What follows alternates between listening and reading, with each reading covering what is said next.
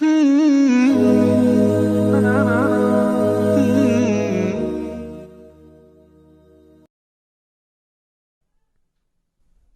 عائشہ رضی اللہ عنہا سے روایت ہے کہ انہوں نے کہا،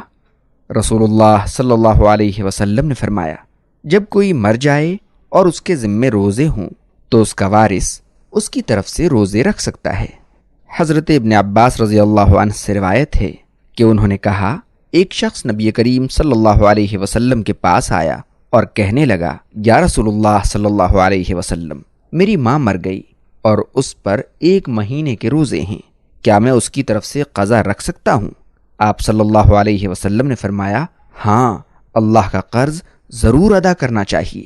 سلیمان اعمش نے کہا، جب مسلم بطین نے یہ حدیث بیان کی تو ہم سب بیٹھے ہوئے تھے۔ حکیم اور سلمہ نے کہا، ہم نے بھی مجاہد سے سنا، وہ اس حدیث کو ابن عباس رضی اللہ عنہ سے نقل کرتے تھے، اور اسی طرح دوسری ابو خالد کی سند میں بھی یہ ہے کہ ایک عورت نے نبی کریم صلی اللہ علیہ وسلم سے عرض کیا، میری بہن مر گئی، پھر یہی قصہ بیان کیا۔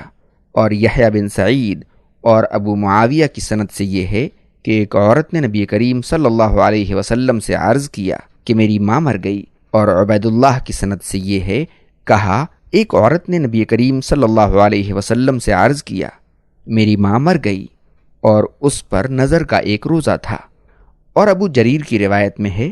کہ ایک عورت نے نبی کریم صلی اللہ علیہ وسلم سے عرض کیا کہ میری ماں مر گئی اور اس پر 15 روزے تھے۔ بخاری کتاب الصوم حدیث نمبر 5657۔ غرض یہ کہ نبی کریم صلی اللہ علیہ وسلم کے سامنے ایسے بہت سے افراد اور اشخاص، بہت سے مرد و عورت آئے جنہوں نے اپنے اپنے معاملے کو نبی کریم صلی اللہ علیہ وسلم کے سامنے پیش کیا، اور آپ صلی اللہ علیہ وسلم نے انہیں اپنے والدین کی طرف سے یا اپنے عزیز و اقربا کی طرف سے روزے رکھنے کو جائز قرار دیا، یعنی روزہ رکھنے کا حکم دیا کہ وہ ایسا کر سکتے ہیں اور ایسا ضرور کریں۔ لیکن اگر کوئی شخص ایسے شخص کی طرف سے فدیہ دینا چاہے جو روزہ نہ رکھ سکا ہو یا جو روزہ نہیں رکھ سکتا تو وہ بھی درست ہے، اور ایسے شخص کی طرف سے جو روزہ نہیں رکھ سکتا، بیمار ہے یا اس دنیا سے رخصت ہو چکا ہے، اس کی طرف سے 1 مسکین کا کھانا ہے جو مناسب مقدار میں ہو۔ ایک اوسط درجے کا کھانا انسان 50 سے 100 روپے میں کھا سکتا ہے، بعض علاقوں میں 40 سے 50 روپے میں بھی کھایا جا سکتا ہے۔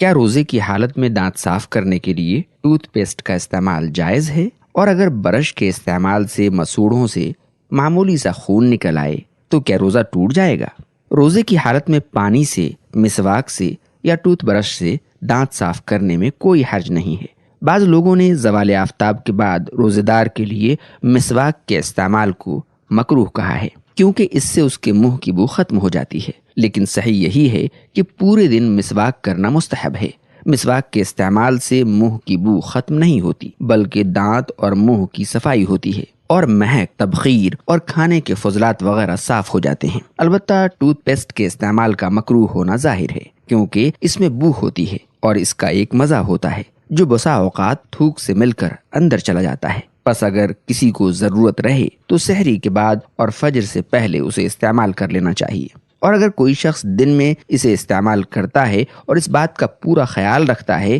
کہ اس کا کوئی جز اندر نہ جائے تو ضرورت کے پیش نظر اس میں کوئی حرج نہیں۔ برش یا مسواک کرتے وقت دانت سے معمولی سا خون آ جانے سے روزہ نہیں ٹوٹتا۔